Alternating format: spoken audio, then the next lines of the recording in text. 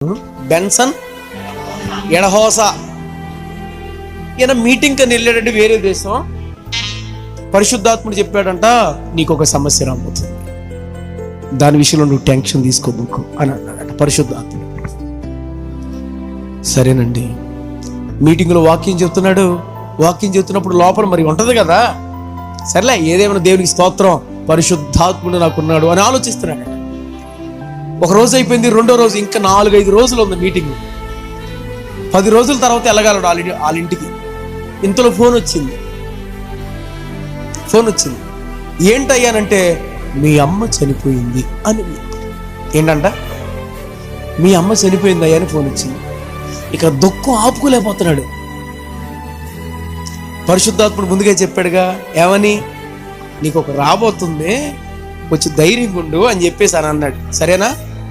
అయితే ఈయన ఏం చెప్పాడు అంటే, ఫోన్ చేసి, అయ్యా మరి నేను రావడానికి 10 రోజులు పట్టింది, కాబట్టి ఆ కీలు ఏదో ఉంటుందిగా ఐటమా, మనకు ఐస్ తెలుసులే, ఇతర దేశాలలో కీళ్ళలాగా ఏదో పోస్తారు, జల్లులాగా, పాడవకుండా. దాన్ని పూయండే, పాడవద్దు శరీరం. అది ఒక 10-15 రోజుల వరకు బాగానే ఉంటారు. అది తీసుకెళ్ళి ఏసీ గదిలో పెట్టేసేయండి, మా అమ్మ గది ఉంది కదా, ఫుల్గా ఏసీ ఆన్ చేసేసి పెట్టేసేయండి అని చెప్పేసి అన్నాడట.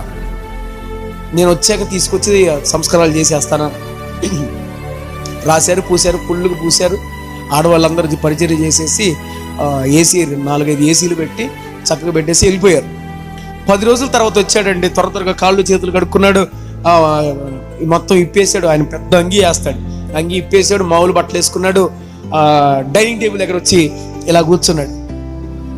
ఇలా డైనింగ్ టేబుల్ మీద ఇలా కూర్చున్నాడు. కూర్చొని, అమ్మా అమ్మా ఆకలి అవుతుంది లే అని అన్నాడు. లేచి బయటకు వచ్చిందండి. కొట్టండి చప్పట్ల దేవునికి, బిగ్గర కొట్టు చప్పట్ల దేవునికి, బిగ్గరగా.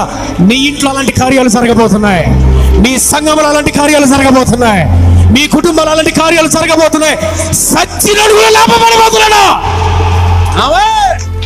దేవునికి మహిమ కలుగునుగాక. అమ్మ లేకంటే కూర్చుందంటే అది అభిషేకం.